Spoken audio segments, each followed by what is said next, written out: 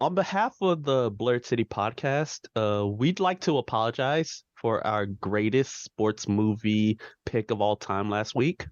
It was irresponsible, and we know we hurt our credibility, but more importantly, your faith in us. After your feedback and some time to reflect, we promise to do better going forward. Does that take work? Can you let us go now? We'd like to reiterate that this isn't a pre-written statement, and we're definitely not being held hostage. So just let's start the show. Help us, please.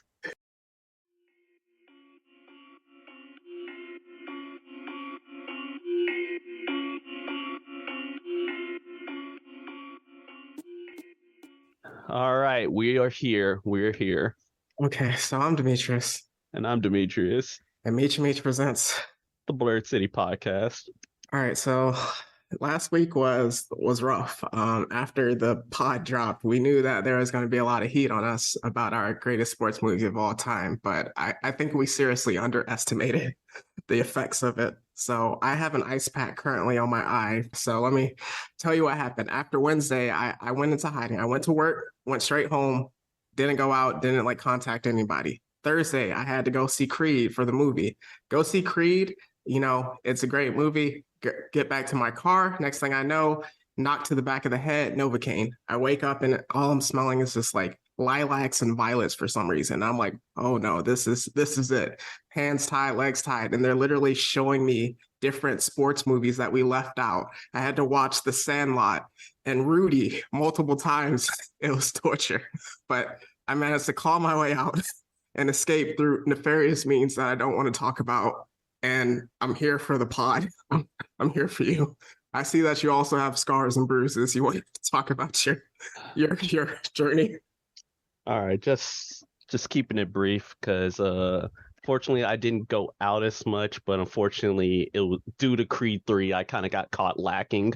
Like you, unlike you, I was actually like injected with a needle to my system, and I was just out like a light once I got in my car. I knew something was wrong when I saw that the front windshield was fogged up. I should have known better, but I thought like it's getting hot, and plus I like to keep my car cold anyway, so I thought it was that. Little did I know, I wake up like some point later, tied up with a bag over my head, but then as soon as the bag comes off, apparently they attached something to my eyes to keep it open, and I couldn't blink. My eyes were orange. Yeah, I basically got clockwork orange. My eyes were dry. I could barely stand it, and I was forced to watch movies for like hours on end. And but fortunately, and I was pleading for my life. I was pleading for everything. But then one guy, God rest his soul, he was there with me, and because apparently he made the greatest error too, and he decided to go buck wild and break out of his chains and started like slaughtering everybody in the room. But then before he died, he let me go.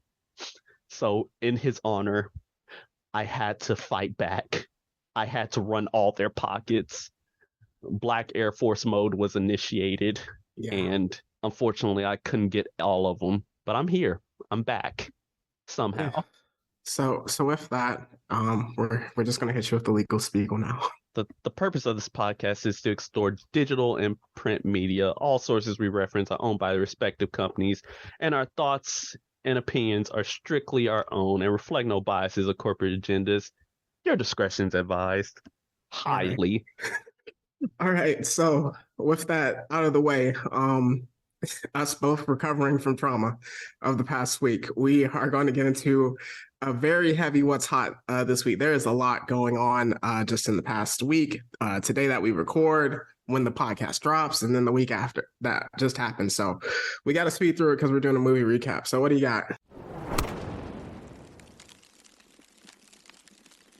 All right, anime scene. That's the primary one I'm going for, and that's where a lot of the news comes from. So the Attack on Titan episode dropped, and I'm upset because now I have to wait. Yes. I have a quick question. Was that episode faithful to the manga? For the most part, yeah, but I could tell like there were some scenes in the manga that got cut out. So I don't know if they're adapting it into the second part or they're just cutting it outright because the parts that got cut out was kind of wild. I'm not even gonna lie to you. Okay, because I thought it was like really fire. So like when it ended, I was like, yo, how is the ending that people talk about so bad with that? So when it comes out, we'll see. But I really enjoyed it. Yeah, I did too. I did too. And then there's also another thing that dropped that both of us are about to go do. We're gonna go see the Demon Slayer movie in air quotes. But Yes. yeah, we're excited to see that. So at the time of this recording, we haven't seen it yet, but I'm sure it's gonna be fire with that animation. I'm sure we're gonna have ourselves a fun time. You Mhm. know. Then after that, of course, I was able to see the premiere of the Dragon Ball One Piece Toriko crossover in English. Nice. Did not disappoint me at all. They all came with it, and yes, they should do more. They should do more crossovers. I'm not even gonna hold you. But yeah, so oh yeah, and currently One Piece right now is on a hiatus Oh, okay, okay. because of the fact like they kind of went too hard on the animation budget for these past like few weeks. So I understand that they need just a tiny break to resettle and then give us more crispy content, which makes me think oh man, they're about to go even harder when they come back. Yes. And then finally Blue Lock is Different. reaching the stretch. Hmm. It's about to go down. I kind of somewhat already know what happens Oh, because it got spoiled for me. I'm sorry. I hate the internet with a burning passion, but I'm just interested in seeing how they're gonna adapt it. That's all I gotta say. Anything else that I missed from the anime scene? You got the big ones. I mean, My Hero going stupid as usual. Oh, yeah. Completely forgot about our boy Dark Deku. Absolutely. All right. And for me, I'm just kind of speed through it. Saw Cocaine Bear. Absolutely what I expected. Hilarious. My theater, I love my theater sometimes. They be cracking up. There are a few John Wick teasers that drop, just like 1 minute teasers. I'm here for it. I Oh no, cannot wait. I'm seeing none of them. I'm seeing none of them. I'm happy, but I cannot wait till that John Wick movie drops. Mandalorian dropped Woo! off last Wednesday, so Woo! when this episode drops, it's going to be the second episode. Ooh, Bo-Katan. So that's a beautiful Mandalorian. My, but what's more beautiful is my son. Yes, Grogu and My Pedro Pascal winning Stepfather of the Year. nah, he doesn't win stepfather. He just wins father of the year. What you mean? What you mean? He getting his double bag right now. True. Next for that, Chris Rock just dropped a new special on Netflix. I'm like halfway through. Whenever we finish, I'm gonna finish it up. And Ted Lasso season 3 drops off next week. There's one other thing. There's a Peter Pan trailer that dropped. Oh my god. I don't know where you want to take this because I have a tentative get it off your chest, but I don't really want to talk about it. See, I haven't seen it, but knowing what it potentially is, trying to be a horror movie in the same vein as the Grinch movie and Winnie the Pooh, I don't know how No, to feel. it's actually a Disney remake. The Disney is actually making the Peter Pan movie. Wait, they're remake. Oh Live no. action, live action. Oh, so I gotta tell you about it. All right, so with that, it is actually a bit darker. Peter Pan is like one of my least favorite Disney movies, period. So I don't care for it. And obviously they're milking the money train like we talked about. But there's also the other again, quote unquote controversy because Tinkerbell, What they do to Tinkerbell? she's black, so you know what Oh happened. my god. So she's getting the Ariel treatment. So No. we've talked about this numerous times. I really don't want to talk about it Let's every not. time this happens. Let's not. Let's just say, hey, refer back to the past episode when we talked about black casting. Yes, we're not getting into it. We will not do a get it off your chest like that, like the ones that we received the past week. All right, but yeah, we understand what it is, and it's messed up either way. So going into that, we are talking about Creed 3. Free spoiler chat. Is there anything that people need to know beforehand before we get into it?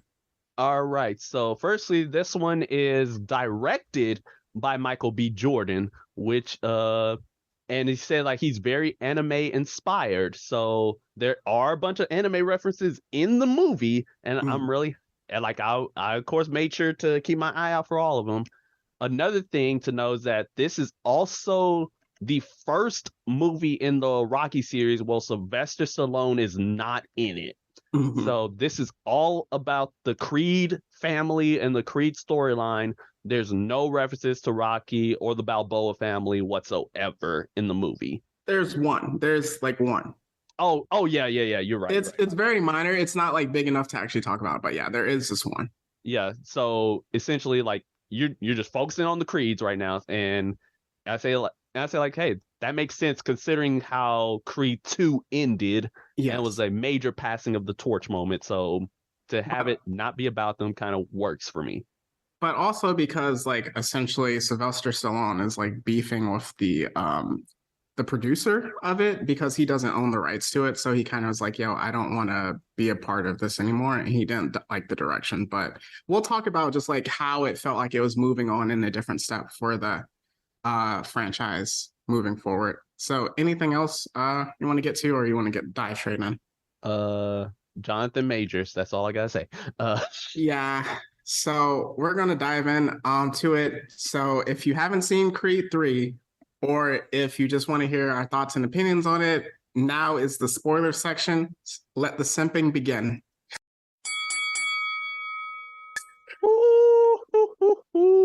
All right, so with our movie recaps, we're about to do a lot in the month of March and April. So essentially, we're going to speed through to a part where we think the movie actually begins and then hit the major points. We're not going to touch on every single through line because you've either already seen the movie or you just want to hear our thoughts and opinions about it.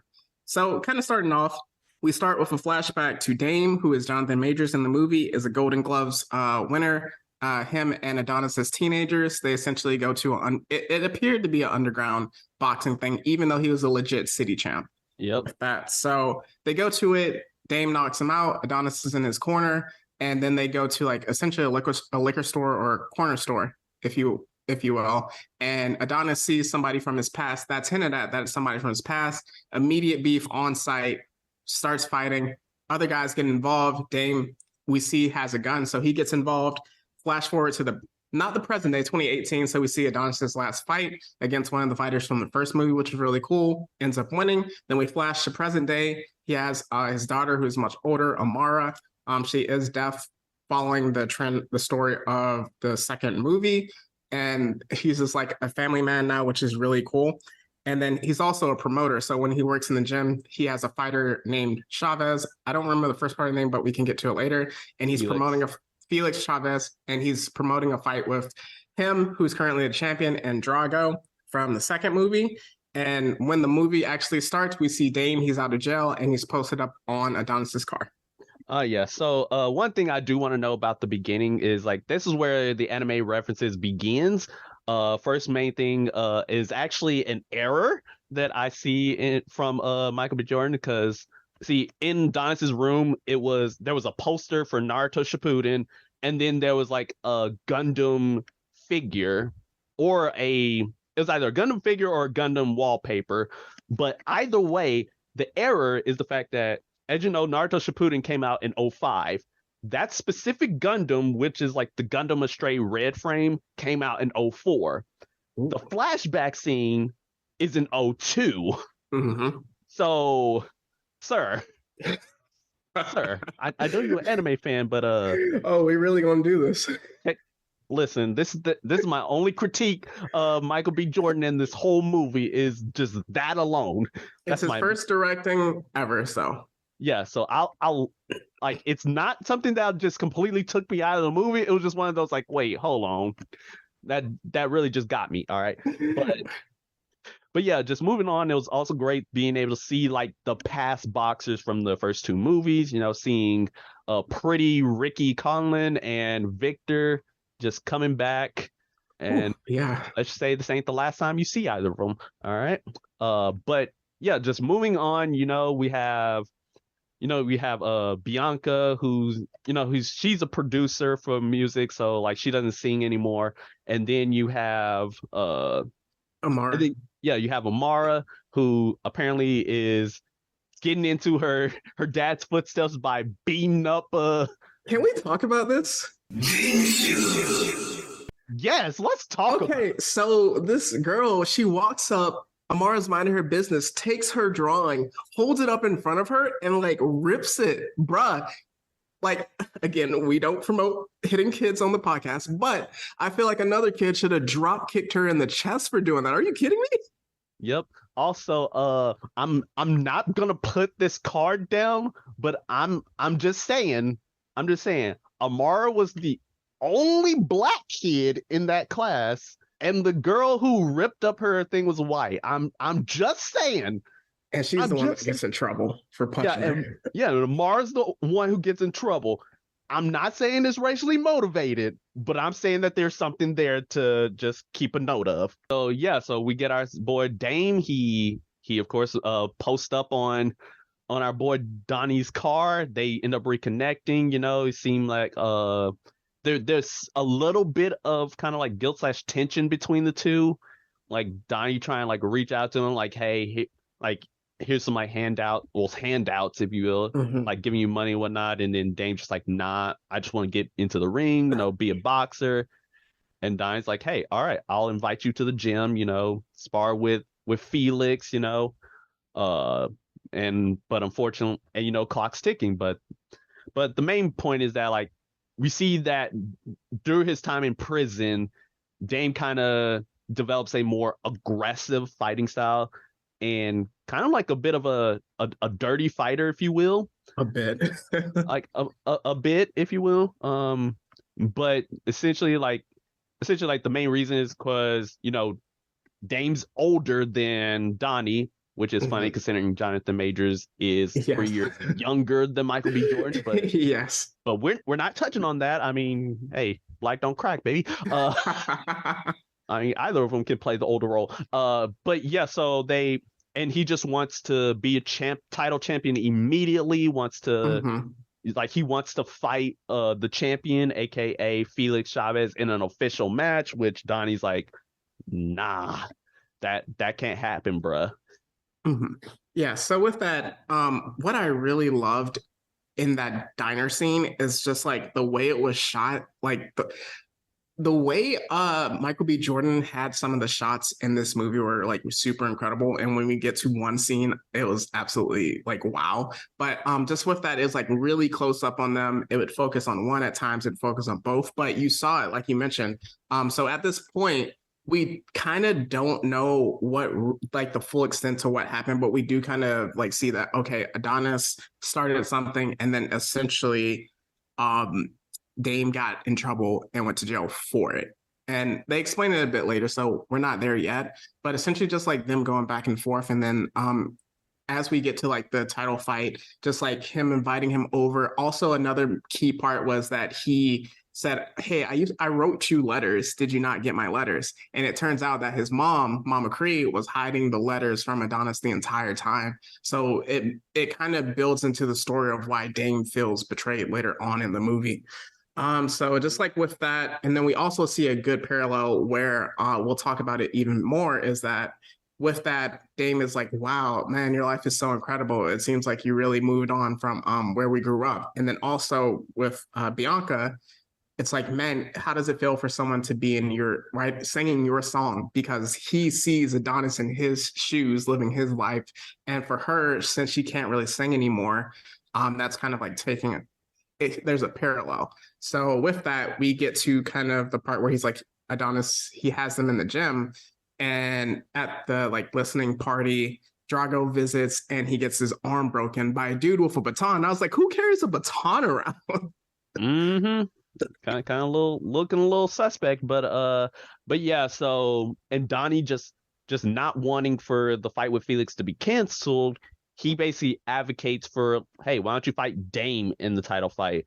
Which everybody else, well, specifically Duke, he was just like, no, because Yeah. of the fact he sees just how aggressive, and just the fact like he's a no name. Sure, he's a bit of an underground fighter. This is his first fight, and the fact that like you're going against a champion, of course, Donnie advocates for him, which leads to their leads to their main fight.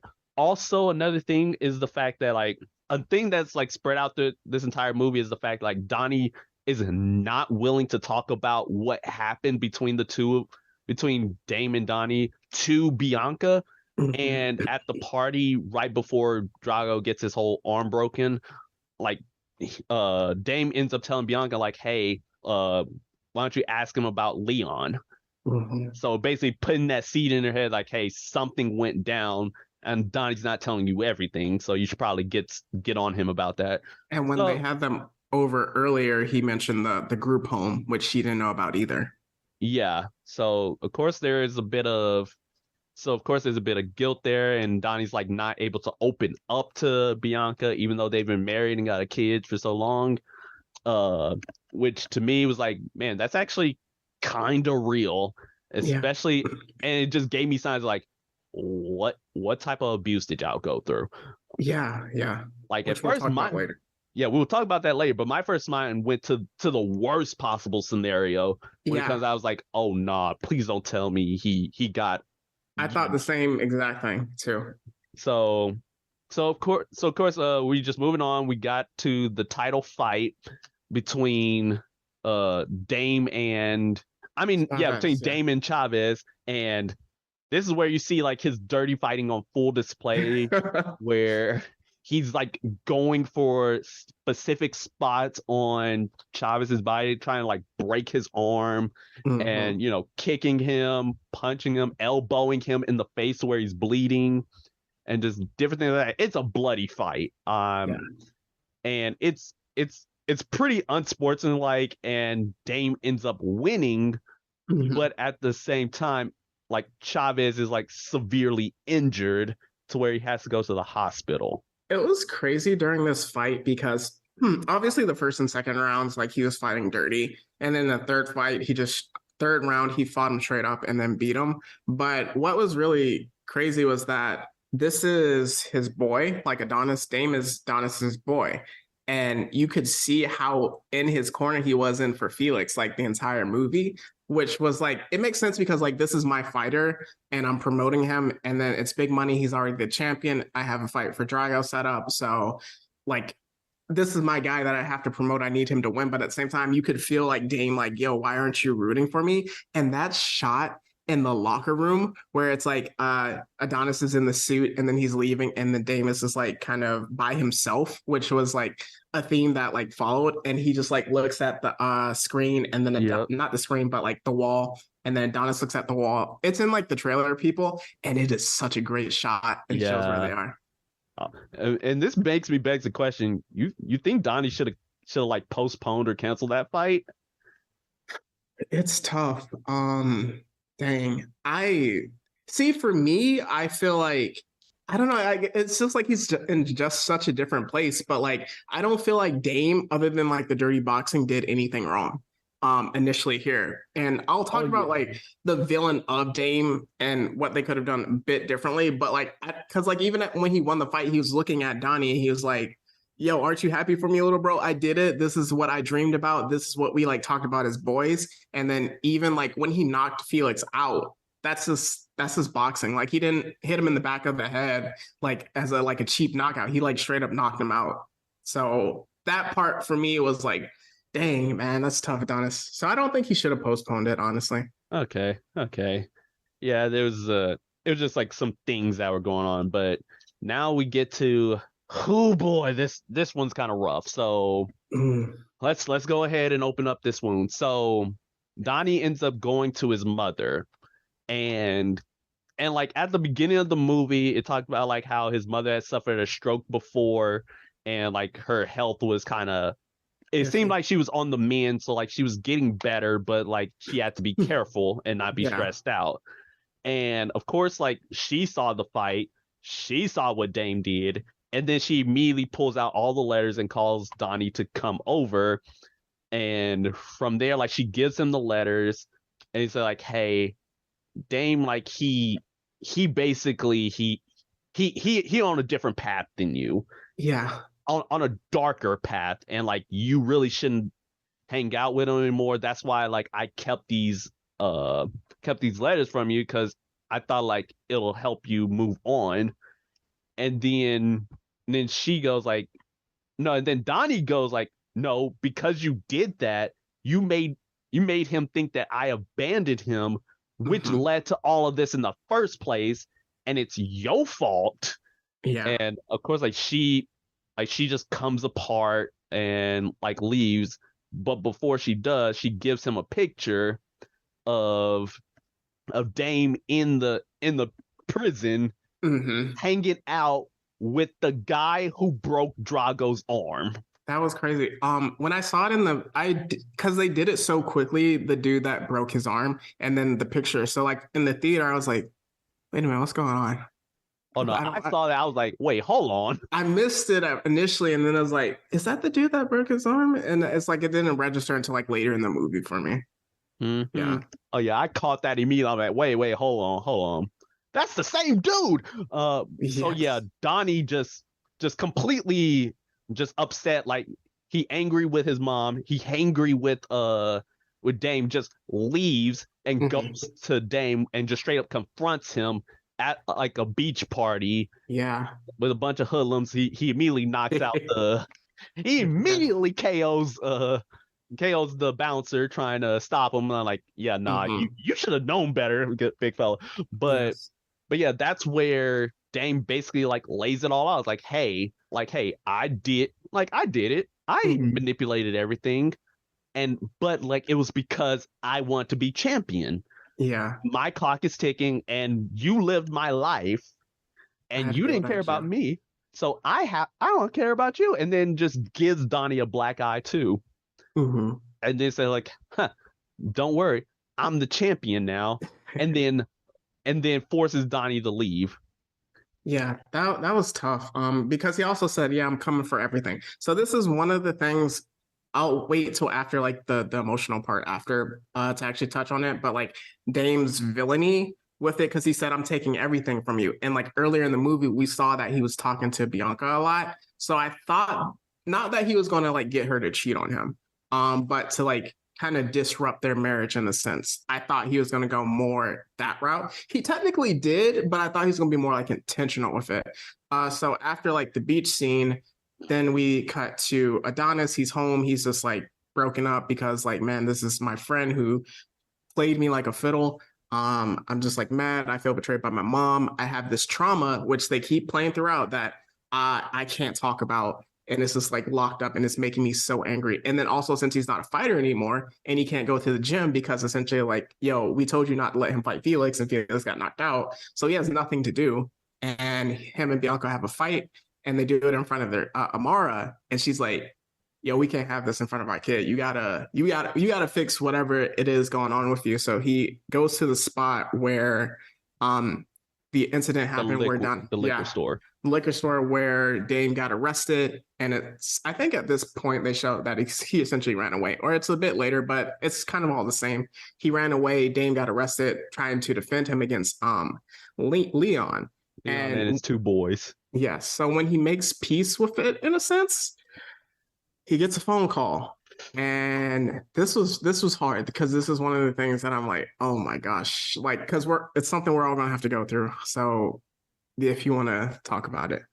Yeah, so due to the stress of the situation and then the last conversation, Mama suffered another stroke, and Donnie, he basically the doctors told him like she gonna die. You better go come and say your final words. And as he's in the room with her, as she's dying, she she's basically like she's so out of it that she's like not talking. Like as she's like talking and whatnot, like saying like, "Hey, you saved us. You gave us everything." You realize she's not talking to Donnie. She's talking to Apollo. Yeah, that was And rough. basically like because like she's so out of it due to that stroke, and like her final words is basically and like he's just profusely apologizing to her, profusely apologizing for everything, and like taking back all the hurtful words that he said. But I don't know if she could hear it or not, but it was definitely she died. hard. It was hard, but it was like beautiful in the sense that she was saying, man, she was speaking to Apollo like, man, I wish you didn't leave me. That hurt or whatever, but Adonis saved us. And that was just like, oh man, that was beautiful. Why they had to do Claire Huxtable like that. So with that, man, then Donnie is able to finally open up. Oh man, it was tough because I was like, when I was singing, I was like, dang, why Michael B. Jordan out here in movies where mamas are dying? Because I thought of Wakanda Forever. And I was just like, broken up. That's a spoiler. Sorry, people. But but essentially just like with that, so he was able to open up to Bianca, and then he talked about just like Leon with that. It was that it wasn't the abuse that we both thought it was, because I definitely thought it was that. But essentially, like Leon just like would be rough and beat up him and Dame and all the other boys in the home at the time. And he was like, yo, man, nobody deserved to get beat on like that as a kid. So he opens up to Bianca about that. And then he's also just like, so when I saw him at the liquor store, I had to swing on him. And this with that Dame, if I didn't do that, Dame wouldn't have gotten in trouble. And Bianca is kind of just talking about like, hey, you're not the one that brought the gun to the situation. He made that decision for himself. And then like they also mentioned that Dame had priors before that situation. So with that, it's like, it's not necessarily your fault that he went the way he did in certain aspects of it. And he was like, with that, so this is kind of where I'm gonna get to the villainy part. With that, he's like, yo, the only way I'm gonna get him to stop is there's only one way to do it. It's just like, yo, do what you gotta do. So he starts training, and well, he goes onto national TV with Stephen A. And he's like, yo, I got some unfinished business. And then this is the part where it's like, okay, I feel like things got cut out from the movie. So essentially, Stephen A. is recapping. He's like, hey, Dame's out here. He's talking about your character, tearing you down, all this stuff. We never see this in the movie. And then like we go from seeing Dame, who's down tremendous, like you would always say, to in a mansion, to a man immediately. Like this is immediately after the championship fight. And then he's just like talking trash on the phone. He's like, yo, calls in. It's like, it's time to fight. One thing with it, I do think if they wanted to make Dame a bigger villain, they needed to show that. I don't think they like did that enough to make him like, I know you're not supposed to hate him by the end of the movie, but like to actually highlight that. Yeah, I do feel like movie would have benefited more from having more scenes of him just wilding out. Like I know the whole like, setting up everything so he could fight, and like him actually not just giving Donnie a black eye and basically coming at him all sideways, like that was supposed to be enough. But like I feel like him being more conniving should have been a much more forefront. So like maybe either him, cheating his way through to like winning more fights, or him like being like him just being that like Satan on the shoulder, type, right, versus Donnie's angel to like Bianca or anybody else. Yeah. Or heck, even had him visit Mama Creed. Like maybe I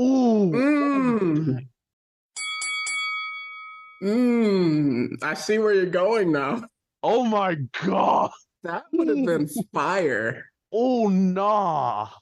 I just thought of something. Oh, that's the extended cut. Yep. We need an extended cut, Michael. We need to send it. But moving on. Moving on before we go down that rabbit hole of One World. So of course they said like he's training with Duke, and of course we got Michael B. He training with Duke, trying to get himself back into shape. Then you got Dame, who's out here training himself with his crew, and with all like the fans around him.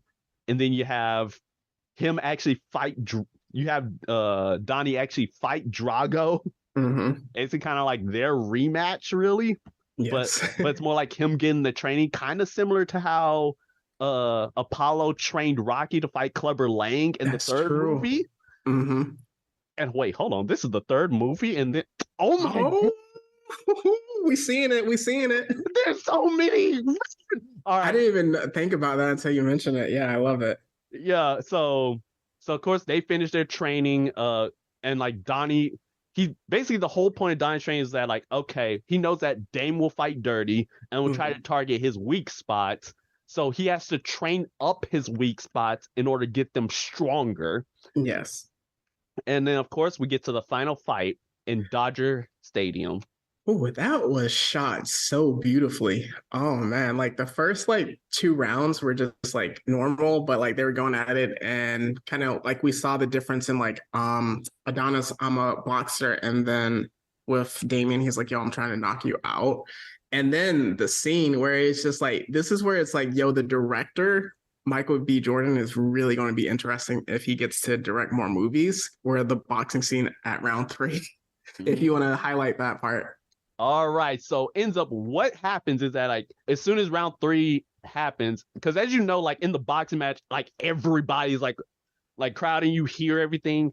Then everything just goes black, and all you see is just the ring and them two just going at it back and forth. Like you see Donnie gets hit and he goes into the ropes, and then the ropes turn into actual prison bars as they're fighting.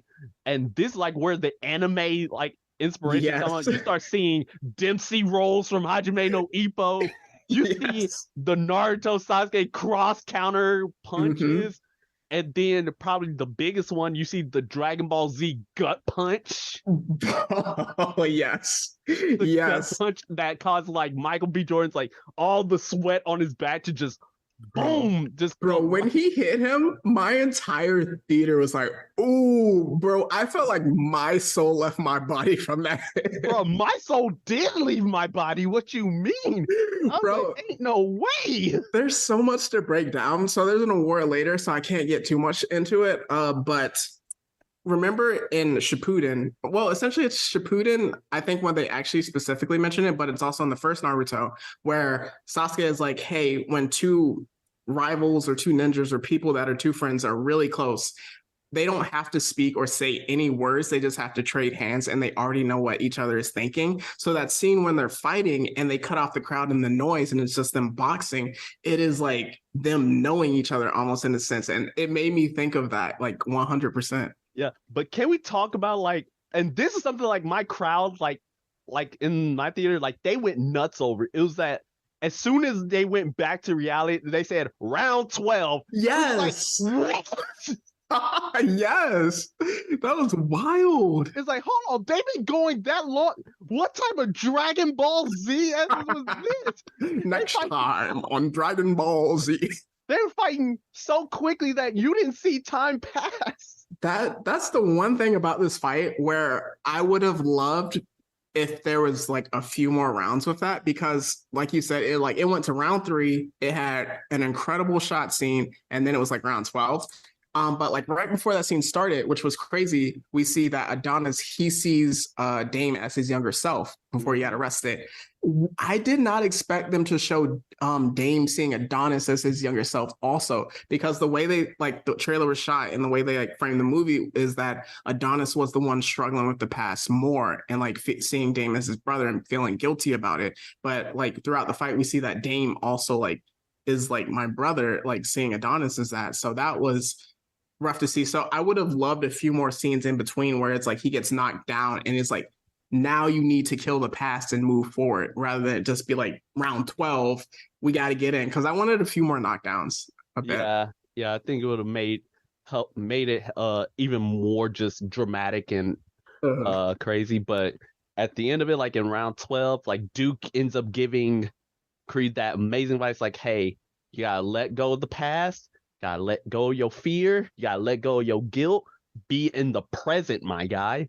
And knock this fool out, which you did in spectacular fashion. Yeah, after his soul return. That was crazy. So essentially there's one more scene that's like key to the movie. So after the fight, he goes to the locker room with Dame. Adonis goes to Dame's locker room, and it's just the 2 of them, and they finally make peace with it. And Dame is like, yo, me going to jail wasn't on you, which is what Adonis wanted to hear his entire life, essentially. And I'm sorry. Like they both essentially said, I'm sorry for that, and we should have stayed closer. I do wish there he would have at one point said, "Hey, my mom held the letters from me, and if I would have gotten Yeah. them, I would have wrote you." They never like really did that. It was just like, "Oh, I didn't get your letters." But they make peace. They show like one more scene with his family, and then that's the movie. Yeah. Also another thing is that like Donnie also says like, hey, it ain't our fault what happened to us in the group home, Mhm. which is what caused Dame to break down. Is like, yeah, we both suffered the trauma together, Yeah. and it was neither of our fault, which I think was just an amazing thing to the movie. It's like, hey, God, and it's just so much so like, hey, that's an excellent words of encouragement. I'm about to give to y'all later. So we gonna keep that moving. But yeah, so and also Amara, she learns how to box officially with her dad. Mhm. I'm just like, yes. Bro, when I saw the movie, I was thinking of an award for it, but it's just like her story kind of stopped a little bit, like midway through until like the very end. But is she the kid that was promised, the golden child?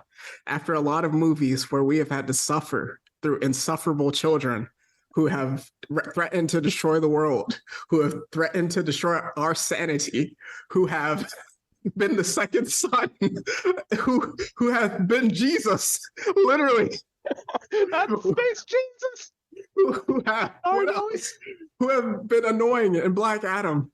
What else? Oh yes, who have conquered King and summoned him to our world. We have finally found the child of prophecy. Yeah, she is the one. She's successful.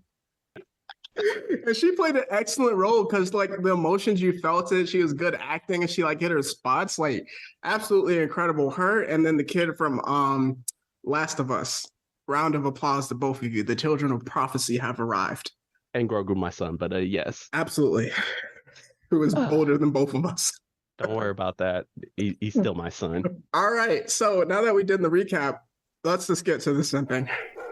Go ahead. All right, Jonathan Majors, bring that here, boy. You, sir. Sir, I've been a fan of yours since Lovecraft Country, and you just been coming up. You've been getting that come up for this entire time. And as soon as I heard like you was gonna be Kang, I'm like, hold on, let's see how you do, my guy. But you convinced me. You convinced me, and then this movie just like, you convinced me even more, sir. You can play a good guy. You can immediately switch up to a villain on a dime. Yes.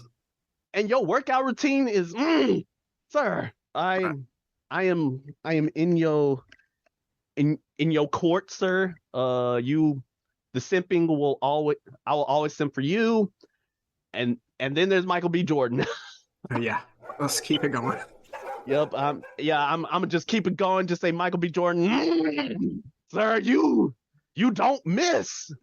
No. You do not miss. Even in that trash-tastic 4 movie, you were the only thing good about it. Yes. You do not miss, sir. I'm gonna make it my mission to own every single movie you either directed or starred in on Blu-ray. I will make sure I get every last one of them, sir, because you are him. Both of y'all are my top 2 right now. Bro. Y'all are the future. Yes. Bro, absolute stars. When I finished the movie, what made me like sad, like when I got home, if Chadwick were here, the 3 of them would dominate movies for like the next 15 to 20 years. Easy. That because they are stars. Like Michael B. Jordan, I know he didn't star, like he wasn't the star of Wakanda Forever, but that's 2 movies in like the past like 4 or 5 months. Jonathan Majors, he has Devotion that came out in November. Then he also had Ant-Man and Quantumania just came out of Creed as another star. There's another movie that he's in it's like a Sundance film so far, so it'll come out later, but it's like a bodybuilding film, which the simping will continue for. I feel like guys have bigger crushes on those 2 than women do. Yes, we do. And I will not be ashamed because we just hey, we just here with it. We just love each other. All But right. yeah, just like the way they emote, like the way he emotes, like that scene at the dinner table where it's just like they both felt like they needed to say things to each other, but you saw how like just like, oh, I don't want to say this, or like, yeah, it's the past and stuff like that was like really incredible like acting. And moving forward, this is a very adult movie. Like there are big themes in the movie that one, a lot of Rocky movies, it's more than just like, hey, beat somebody up or something like that. But it's like literally just like dealing with trauma, healing, forgiving yourself, the past and stuff like that. Moving forward, what's the right way to deal with that stress and trauma? Yeah, I was blown away by it.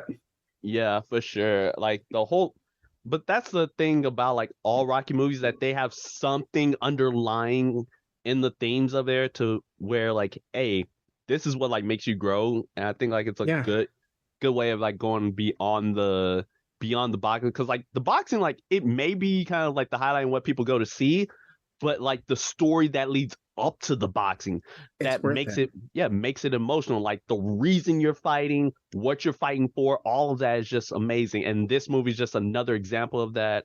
Michael B. Jordan just did an excellent job with handling the direction of it and just the Incredible. storyboarding, especially in regards to like, hey, the theme of this one is all about trauma and past mistakes and rectifying it, which I believe, if I recall, that was something that happened in one of the Rocky films. I don't know if it was Rocky Balboa or Rocky Five. Well, I don't recall five because it's trash, but Rocky Balboa was like when I was younger, that was like my favorite Rocky movie because it was the one that came out like when I was like young. I Yeah. know it's not like the best, but it's like up there for me. And it's just like him being older and he's like, yo, I have something still to prove like to myself. And like that like kind of story with it. And then like in Rocky 3, I think a lot of it was like about proving himself again after Clubber Lang took his cookies. So Yeah, we do not talk about the absolute L Rocky took in that move. That was kind of wild. But yeah, so like either way, it was just great movie and everybody acted well.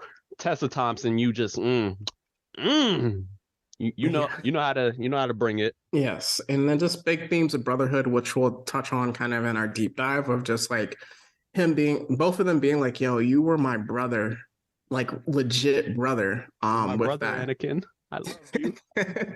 and them processing that was tough. So with that, something I quickly wanted to do. You want to rank your Rocky Creed movies, from your fave to like least or top to best, top to worst? Ooh, all right. You know what? Let's do it because we're about to. Well, after last week, we already rustled a lot of feathers. Y'all gonna come after me again. Oh, how could you get this wrong though? All right. So here we go. We got ourselves Rocky and then Rocky 2. Like Mm, Rocky 2 is like 1 and 2. You okay. got Creed 2, Yeah.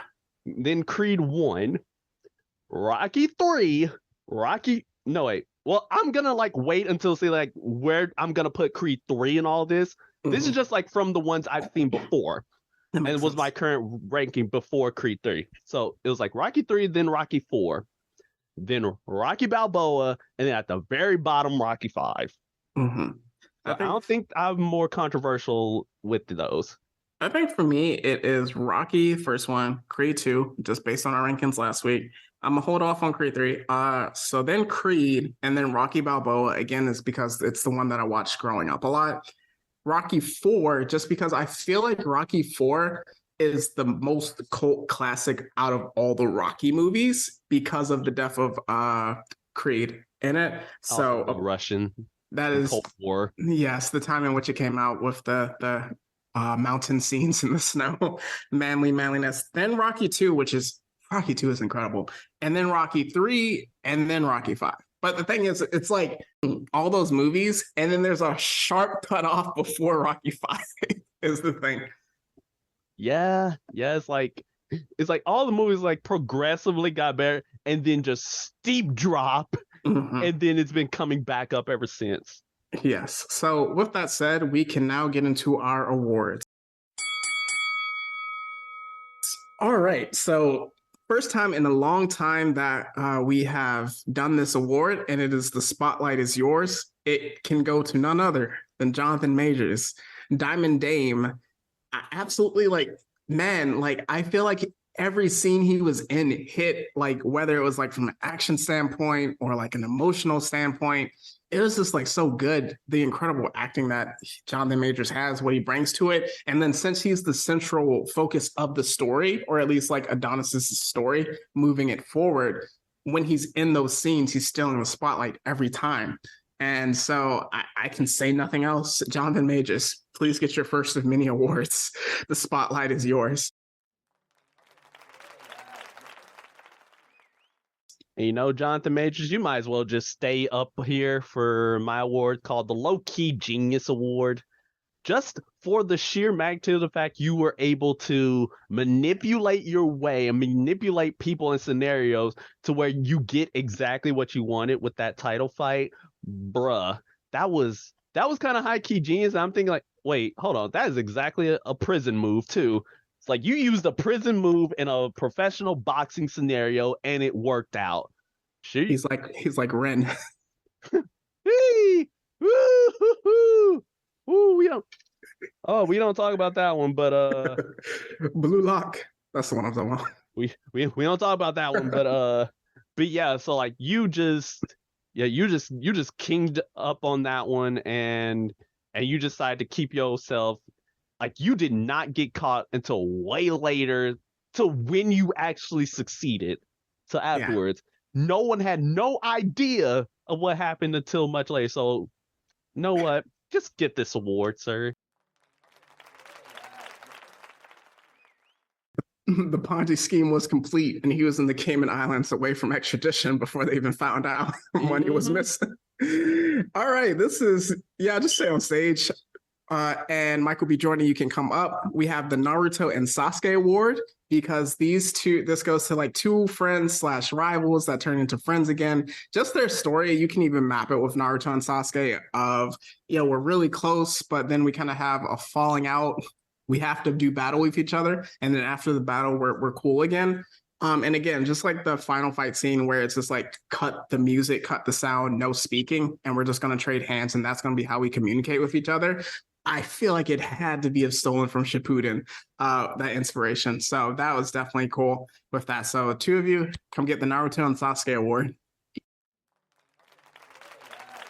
All right, so both of you guys can come and sit down. I know Jonathan Majors, you've been up here for a while, so I need to give you a little bit of a rest here. But the next award we got is the Please Don't Go Award. This goes to a character that we love, but like they die, and we desperately don't want it to happen. And that can go none other to Mama Mary Ann Creed. She was there from the beginning of the Creed series. And she was basically able to be the light of Adonis's life for a long time.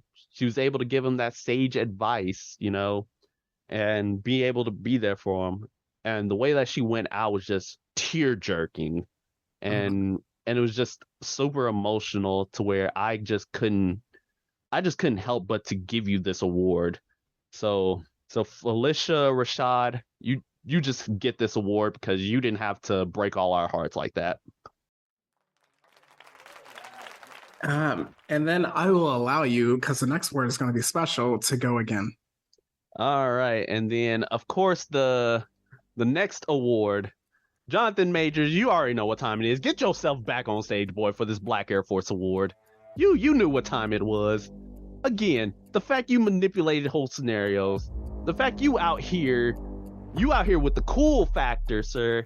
You just out here wilding in the ring and in these streets. You actually managed to knock Donnie to his knees and just be like, "Oh yeah, I'm coming for it all." And Donnie just walks away.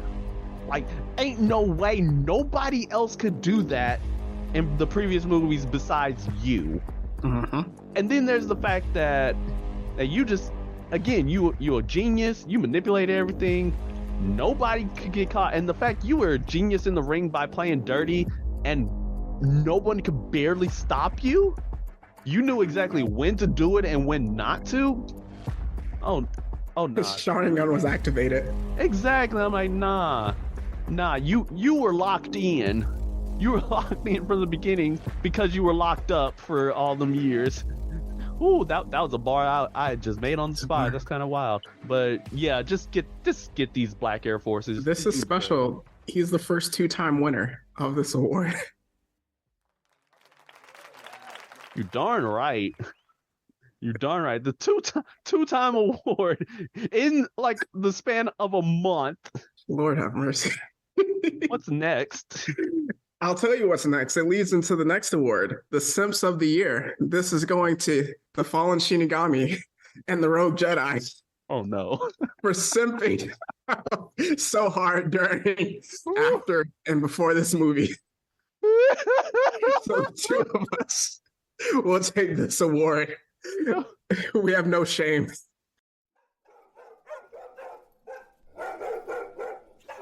You know what? No, I take this with pride, all right? Yes. I'm simping for both of them till the day I die. Yes, so round of applause for us for simping just like everybody else. So with that, we are moving into a special tiers of the awards, tiers of the movie. Okay, so you already know what time it is, folks. It's time for our tiers. So for the F tier, right? All of ours is actually based on knockout and sleep scaling. So for the F tier, your newborn baby sleep pattern, you getting cradled at night. And then for our D tier, you got napping in class. For our C tier, you're just daydreaming. For your B tier, you got knocked out by NyQuil. Oh boy. Oh boy, I've had that. We know what that's like. We've had that numerous times. Then the next one, the A tier is kind of wild. You tooted down. You tooted face down. You know what's up. If it's up, it's stuck. You just down horrendous, and that's your A tier. But then the S tier is for the tier I like to go for, the cryogenic sleep. You know what I'm saying? Get sent to a different timeline. Thank you. Jason X sleep. We don't talk about that one. But yes, I'll take the cryogenic sleep any day of the year. Fallout 4, let's get it. So what tier are you giving this movie? Ooh, because we had Creed 2 as an S tier, and I like Creed 2 more than this movie, I'm gonna give it the A tier. Face down, you know what's up. Only because I feel like it's 20 minutes shorter than the other two movies. And it's one of the few times where I actually wanted it to be longer. So just with it, if Dane, his villainy was more explained in between, maybe if he visited the mom like you suggested, with that, I think I would have been like, oh, so now we really got to beat up Dane. And then I would have understood more why people were viewing him in such a negative light, rather than just like kind of how it played out. But I mean, this is an incredible movie. Just like the emotion of it, like the boxing is incredible, the cinematography, the shots that he decided just as a director was incredible as well. So this is a really good movie. Oh yeah, and for Michael B. Jordan's directorial debut in this series, I give it none other than the A tier. Also, tooted face down. If it's up, it's stuck. You know what it is. Because of the fact that like this movie was just an awesome time. As you mentioned before, like I wanted more time to spend with Dame. And also like the themes of the movie is just phenomenal stuff that realistically we all can take something from the movie, and it's not just about the boxing. It's all about what happens outside the ring, which I'm like truly invested in. Yeah, it's just an amazing movie and it's an amazing time. So yeah, you just get this A tier. So final thing with this part, we know that most movies fall into the trilogy kind of thing and ends and then gets rebooted 20 years later. With Rocky series already the first initial run going 6 movies, how many more movies do you think Creed has, or is this the last one? It could be interesting. So like I think like if you want to go further, like the main way you do that is either like have something dealing with Clubber Lang's kids, or or like even another like passing of the torch type of scenario to Amaria, because of that, like you see she's slowly becoming a boxer and having like basically having a deaf boxer. You know, like of course that's gonna get that's gonna get like all the representation money coming in, and then Mhm. also the black money coming in, especially if Donnie like stays in the movie as well as Bianca. Mhm. Uh, I don't think there would be a scenario where like he'd have another illegitimate kid, because I don't think like that angle gonna work itself out ever again. Right. But like realistically, I give it like one, maybe even two more movies. Mhm. But like if it ended there, I'd be completely satisfied. Yes, I feel like his boxing journey is kind of done because in the movie he retired initially and then he came back to just kind of like deal with the Dame problem. But I was definitely with you with Amara. The only thing is that like it would either need to be a time skip or like just wait years and years to do that movie. I mean, obviously you can do prosthetics, but like I don't think in 2 years, if it's like a Creed 4, it's just like Amara as like a 18-year-old trying to box as a champion. One thing I would like to see a Drago spinoff, just one movie of a Drago spinoff, and he completes his story of becoming champion. Because in the movie, he's supposed to compete for that championship. Um, yeah, he's supposed to compete for the championship before he gets injured. He's the sparring partner, Yeah, and we don't get to see him on top. So I would love to see like that story end, and then like him kind of like interact with his mom again. yeah, and have even more redemption for Ivan. Yes. Especially considering what you did, sir. We still haven't forgiven you. Uh, for packing up our boy. Uh, but yeah, I think that would be a good like send off, a good way to end it off as well. And if you ever wanted to like return to the Balboa crew, you got the grandchild. Mhm. Yeah, That's I do. only if you wanted to milk that cow dead. Yeah, but even with Mama Creed passing away, I feel like they have officially moved on from Rocky, which is kind of what this movie felt like. So moving forward, we're going to get into our sponsor for the day and then hit our deep dive. For our today's sponsor, we have ourselves the Creed Gym. Come to this gym if you want to learn the art of boxing, you want to learn the art of throwing hands. You come in and you get the prerequisite training by some of the top coaches in all of the world. Train up by world champion Felix. Get trained up by former champion Adonis Creed. But most importantly of all, you get trained up by Duke.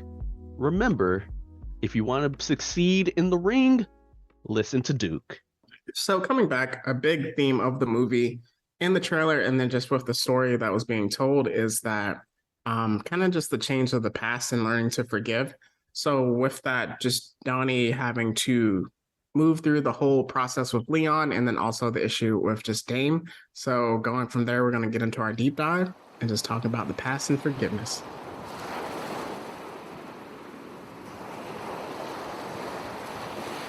So first question I want to ask you is why can the past haunt us so much? Oh man, a reason that it can haunt us so much is because of the fact like it already happened. Like there's no way you can physically go back and change it, and like whatever thing happened, whatever consequences came out about it, it it's there, and like you're facing it now, and you just tried and you want to do your best to go back and rectify mistakes when you know it can't happen yet. Still figuring out the secrets to time travel to this day, but yeah, it's like it's so hard because of the fact like it already happened and it's already seared into your memory. Mhm. Yeah. So I think just for me, it's definitely something that like again, the past haunts us, it kind of plays over and over and over and like, oh man, I wish I can change this. I wish I could do this. I wish I could do X, Y, Z. And with it, I think sometimes it can define us because it's crazy in the movie we see that Donnie's like, yo, I can't call myself a good guy because of that one thing that I did with Dame. And it's really just like tough to see him like go through that, which is actually crazy because he's like telling his wife, his daughter, that like after everything I've done in my life, I can't call myself a good person because of what I'm going through with Dame. And a lot of times And even for me personally, sometimes like I can be like, oh man, I did this one thing X amount of years ago. It doesn't matter how many people tell me the good I've done in my life or how many things I've actually done. I'm a terrible human being because of this, or I'm dumb, I'm stupid, kind of things like that where it just like sticks with you. Yeah, for sure, for sure. I think like when it comes to that, it's always just it's always like this one adage is like, hey, the past can the past affects your present, and the present like affects your future. Mhm. And people are like always worried about like what's going to happen in our future, but as a result of that, they get so hung up on the past that they can't see straight. Right. Yeah, so again, with that defining, I think another thing in the movie is that was key was processing trauma as Black men. Just with that, again, we both thought the abuse that he suffered was much, much different. And it's like a testament to how good Michael B. Jordan's acting was, the Hmm. way that he actually dealt with it. Because a lot of the times with trauma in general, it can be like, I don't want to talk about it, I don't want to talk about it. And like the people that love you are like, okay, can you let me in? Can you let me in? And it's like, no, I moved on. I don't want to talk about it. I don't want to talk about it. Let's keep it moving. And then it's like, you're not trying to be abrasive or like mean spirited about it. You're just like, I've moved on. He literally says, I've killed it. It's done. Let's let it be. And it's just like, it's kind of sticking with him. Yeah. In fact, this actually reminds me of that scene from Good Will Hunting. You Yes. know it. Like it's not your fault. And like the more you hear it, the more like it's bringing everything back up, and then you just completely come apart. So because you want to like, as you say, you want to forget about like your past trauma and not like bring it back up. And I think like that's a big thing like as Black men that we, at least we as a society, kind of face, because of the fact like at least as Black men we're not like taught to talk about our trauma. I most certainly wasn't.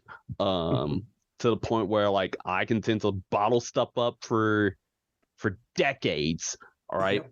like I can legit just not talk about like any of my trauma, any of like things that may be bothering me, because like, hey, you talk about your trauma, like you talk about anything going on, like people are gonna like think you're weird or whatnot, or like you think too personal and just keep like at arm's length away from you, think like, oh, here comes the emotional mess.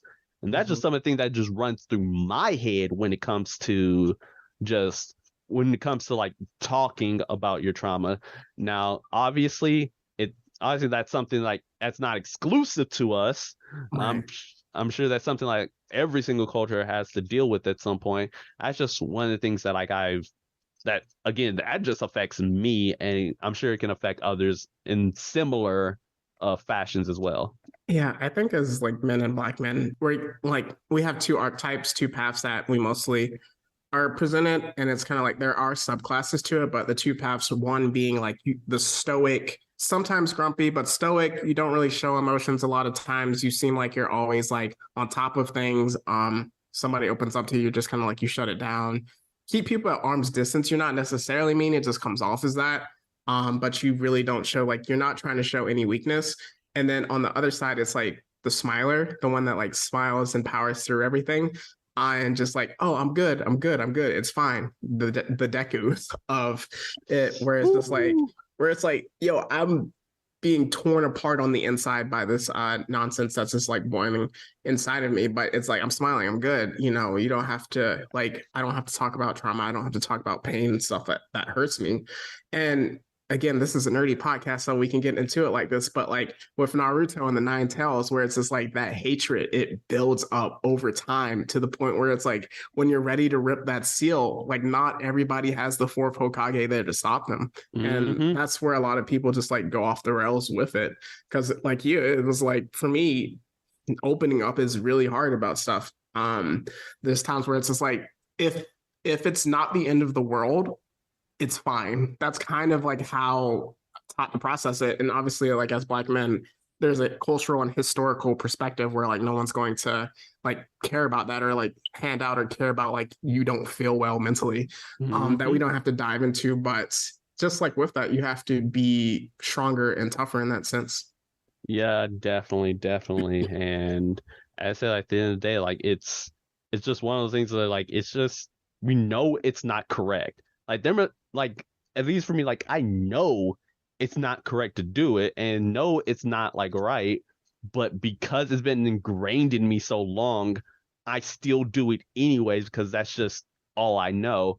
Mhm. But now, of course, now I'm in a better spot. Like I'm able to freely express and talk about things that have been ailing me, which has been just majorly great because let me just say this, to have everything like just bottled up inside, you will literally just turn into a to an emotionless monster. Mhm. Like imagine oh, like Johan from Monster, Ooh, like basically, at least in terms of me, like when I was this for a while, like I just did not care because I just wanted to like let everything roll off, like don't show nobody. Like I was the right. stoic type to where like I just could not express if I was happy or sad or just anything, just. Right. And then if people wanted to force me to smile, I could force a smile, just be like, but on the inside, I'm always just Hmm. just just genuinely just upset. And yeah, it just really sucks, right? But and like you could think of it also like in terms of Broly from the new movies, like, hey, Hmm. you can be a great guy, but you have that rage underneath, and as soon as it Exactly. comes up to the surface, everybody Dougie.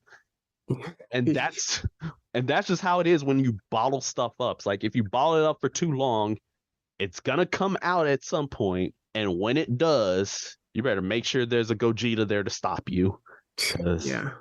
good heavens. Yeah, because I definitely feel that like I can definitely be the stoic type, like uh in like social situations, but then at some time like flip to the smiler. And just like with that, like going through stuff, like I felt like I was having mental stuff that was like manifesting physically. And then I just got to talk to a friend last week where it's just like it was all coming out. And one of the best conversations I've had this year. And like now I feel totally fine. It's just like, whoa, like, it's crazy like how it can be if you bottle things up like that. So that's definitely something where it's like if you have the opportunity to talk to someone, just please do it. Like if you trust them or like if you have to hire someone, that's fine as well. Because that it can be toxic, man. It can be that's what I was thinking. Sometimes we think we're Wolverine and the adamantium in our bones is like us being stoic and emotionless, but at the same time, that's what makes us cool. We're the strong one. And then over time it's like this is killing us. And it's like, oh Mm-hmm. crap. So Amazing yeah. analogy. Yeah. So with that, we get into the importance of forgiveness. So like, with us both being Christians, we go about it one way, but it's still hard. And with that, so why is forgiving not others, but yourself so hard? Ooh, hoo, hoo, hoo. Oh man. All right. This is one I can talk about for decades, all right? Because when it comes to forgiving yourself, it's well, you can easily just say like it's hard to forgive others as is. Yep. And when you do, you feel like that way. But when it comes to yourself, because you are your own worst enemy and you're your worst critic. So Mhm. like you can project like others' mistakes and whatnot, and you can see like everything on the outside. But when it comes to yourself and you see your own mistakes, you immediate like your first inclination is to bash yourself and like to just really get yourself hung over on your own like errors and mistakes in life to where it becomes a chip on your shoulder. And like the more like it piles up and like the more stuff you end up like not forgiving yourself for, it ends up spilling over into other areas of your life and other like different purviews that you just can't control anymore. Mhm. And like as I said, it affects your mood, it affects your friendships and your relationships. And at the end of the day, you just become a worse person overall, if you don't learn to forgive yourself. Yeah. Oh man, you hit a lot of good points with it because like with I think sometimes like when Donnie at the end he needed his wife to say, "Hey, it wasn't your fault," but then he also needed Dame at the end to be like, "Hey, what happened to me wasn't on you." A lot of the times I feel like we need someone to tell us, "Hey, it's okay." And with forgiving yourself, sometimes it can feel like a cop out to like look at something you did wrong and be like, oh, I forgive myself. It's over. It's, it's good. I feel, bad about it. I like genuinely feel bad. I honestly want to make up. I forgive myself for doing it. And we often like need to like have someone tell us, I forgive you. And sometimes you don't get that. So that's why, for me, I think it's hard to forgive yourself sometimes. And as there's nothing more to talk about here. Like I think we did cover like a majority of it. But again, like a big piece of advice is that just like over time, just think about yourself. Just like self-care is the most important thing, right? Like right now, especially in the year 2023, where mental health is on a spectrum right now, and anybody could be on an upturn, downturn, is on a good path, dark path. It's whatever, but just self-care is first of all. Yeah, past 3 years definitely highlight that. So that's actually a really good point of how we move forward with that. But self-care and just like learning to let go, not in the sense of, hey, I stole money from someone, I let it go, I forgive myself, but like actually like making peace with like some of the things that we've done, because not everything that has happened is necessarily on us. But other things like we don't need to hold on for decades and decades at a time. So I think that's one way to move forward. So anything else on this topic? I mean, yeah, self-care. Oh yeah, talking with people, like talk with somebody you truly trust, and just open up to them. Just go see a therapist. Just let it all out. Have that outlet, because at the end of the day, that's only going to help out in the long run. Yeah. So moving forward, we are getting into our Woman Creator of the Week. So with that, we're just going to highlight a woman each week, whether it be a creator, actress, performer, writer, director, anything like that we can really just like highlight. So the one I'm doing this week is Lala Fluff Bunny, who is a reactor. So I kind of like relaxed me. I know like anything to do with just like furries like kind of triggers you, but I kind of like started when Ranking of Kings came out. I was on like a pure Ranking of Kings kick where I was like watching anybody that was doing a reaction to it, and just like her reactions were really amazing to it, because it was kind of like how everyone at the time was adopting Boji as their little brother, or like as their son.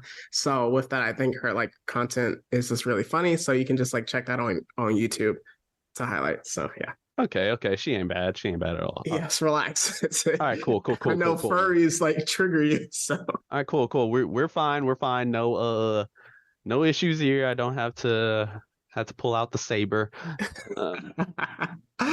Nice. So with that wrapping up, we can get into our recommendations. Okay, so of course my main recommendation is of course the Rocky and Creed series. The Creed series is of course on HBO Max right now. Go watch those, especially before watching this movie. Make sure you do that immediately. And if you want to look at like more boxing related shows, there's like a couple anime. There's Hajime no Ippo, and then there's also, I mean, technically it's not boxing, but Baki. It's still a fighting style. Throwing hands, yeah. It's still hands being thrown, and also Black Air Force activity throughout. So if you want to see just true hands, you can watch that. Trying to think what else you can watch. There's Megalo Box, which is one. That all right, cool. I was like, I know there's one more that I'm thinking of, but yeah, you got that one. So what's yours? Just with that, you hit everything with the boxing shows and movies. Another one to think about is just like Jonathan Majors. There is a movie he's in with Danny Glover called The Last Black Man in San Francisco. I heard it's like his breakout role. I haven't seen it yet, but I heard it's like incredible of a movie. So also Lovecraft Country. Simping does not stop for Jonathan Majors on this podcast. Darn right. So yeah, and then also Devotion is another one that I need to check out as well. So moving forward, we are taking a break next week because we are recovering from our wounds of getting kidnapped and our just like our bracket last week. That was a wild episode, and we need to recover from it. But we're also taking time for self-care. So when we return, we are going to do movie reviews for Shazam 2, Fury of the Gods, John Wick Chapter 4, an OVA. It could potentially be a mailbag. If you want to send us in questions, send us in. There's going to be a get it off your chest that's going to be legendary. Believe me, people, you want to tune into that episode. And then to wrap up our season 2, Super Mario Brothers movie review. Yep. So you already know what the deal is. Yeah, so get into our plugs. All right. So we have our Instagram and our Twitter, Blurred City 22. That's where you can come and follow us in order to get updated on our latest episodes and announcements. Guys, there's our Discord linked in our Instagram. Come and support this amazing community where you can see memes and support and submit different segments and questions. You also have our YouTube and our Patreon, which is under Blurred City Pod. For the Patreon, come give us a little chatter. You get access to very exclusive content to where, hey, content that you may never see, like a deconstruction and then reconstruction of the Fantastic Four Stick movie, which I still hate to this day. Sorry, Michael B. Jordan, that's the one movie you can't fix on your own. But then there's also our email address, which is blurredcity22@gmail.com. That's where you can submit those aforementioned questions for OVAs. That's where you can submit random fan theories, your favorite creator of the week. Just send those in and we can definitely like announce those on the podcast.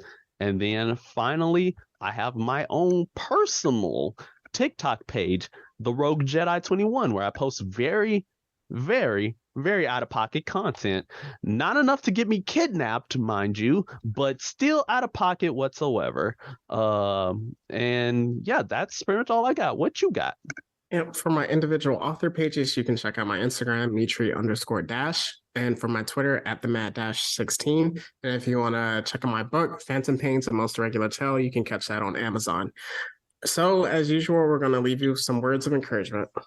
All right. So for my words of encouragement is that your past and your trauma does not define you. Like you can, like whenever you experience something terrible, that's what happened, please reach out and talk about it, because if you don't, it ends up affecting your present and affects those around you, and then it affects your future.